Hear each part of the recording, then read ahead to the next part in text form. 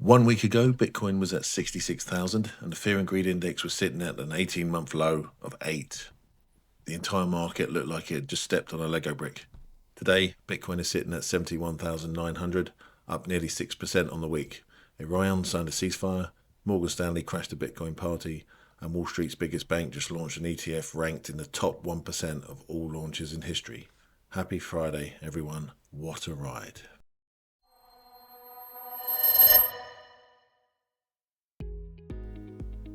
What is up, everyone? Welcome back to BlockBeat Buzz, your daily crypto catch-up in plain English. It's Friday, April 10th, and honestly, after the week we've had, I feel like we deserve a little celebration. Let's break it all down and get you set for the weekend. Okay then, so first up, Bitcoin, our old pal. Got the chart on the screen here. It's our chaotic best friend who causes stress Monday through Thursday, and then looks pretty good on a Friday. Bitcoin is sitting at 71,500 this morning. Up 5.65% on the week. That is a proper recovery from where we were sitting in the trenches at 66,000 just 7 days ago. Pat yourself on the back if you held through the doom and gloom. This is why. Now let's talk about the big wall. Bitcoin has tried and failed to break 73,000 3 times since the ceasefire.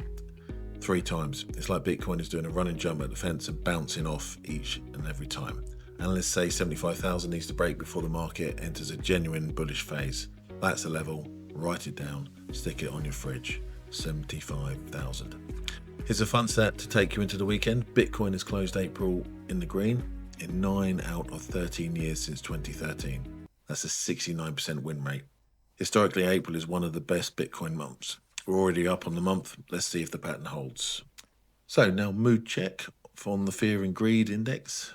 This graph this week has been genuinely beautiful to watch. Fear and greed today is at 16. Still extreme fear technically, but let's appreciate where it was. Monday we were on 11. We've basically doubled the fear index in 1 week without it even hitting 20 yet. That's called slow, steady recovery, and honestly it's healthier than a sudden spike.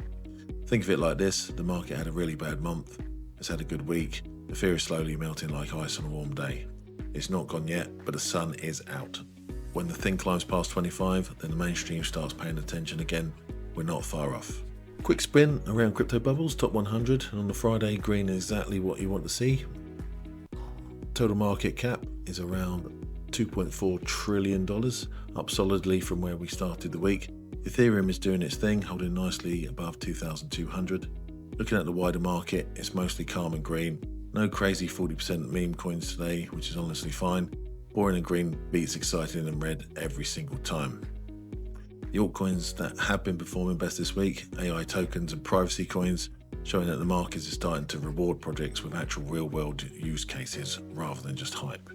That's a grown-up market signal, which after 2025's madness is kind of refreshing. So 2 big stories really to close the week on, and these are actually good news for once. I mentioned this a couple of times this week, but the big story was MSBT is in the top 1% of all ETF launches ever. Not just crypto ETFs, all ETFs. A senior Bloomberg analyst officially called MSBT's debut top 1% of all ETF launches in history. 34 million in 1 day inflows, 1.6 million shares traded, and Bloomberg projected it could reach 5 billion in assets under management in its first year. This is Morgan Stanley, Wall Street royalty, putting their name on Bitcoin, and they've also fled for Ethereum and Solana trusts. So this is just the beginning of their crypto journey. The other story today, Tom Lee is one of the most respected analysts on Wall Street and has had a pretty decent track record of calling crypto cycles. He went on record this week saying that the crypto bottom is confirmed, and his firm fund strat backed it up by buying 71,252 Ethereum. That's worth about $155 million. That's not just words, that's 9 figures of real money. When someone puts $155 million behind their call, that's worth paying attention to. And that's your BlockBeat Buzz Friday wrap up for April 10th. What a genuinely brilliant week for crypto. We went from extreme fear to a 71k Bitcoin, from a dead market to Morgan Stanley's biggest ETF launch in history, and from ceasefire chaos to the start of what might be a proper recovery. Watch the 73,000 this weekend and watch the Iran situation. If this weekly's wrap up was useful, smash that like button, It's the best thing you can do for the channel. Subscribe if you haven't. I'm here every single morning. Drop a comment, where do you think Bitcoin closes in April? And share this with someone who needs to know the week's been a lot better than the headline suggests. Have an amazing weekend. Stay smart. Don't do anything with your crypto I wouldn't do.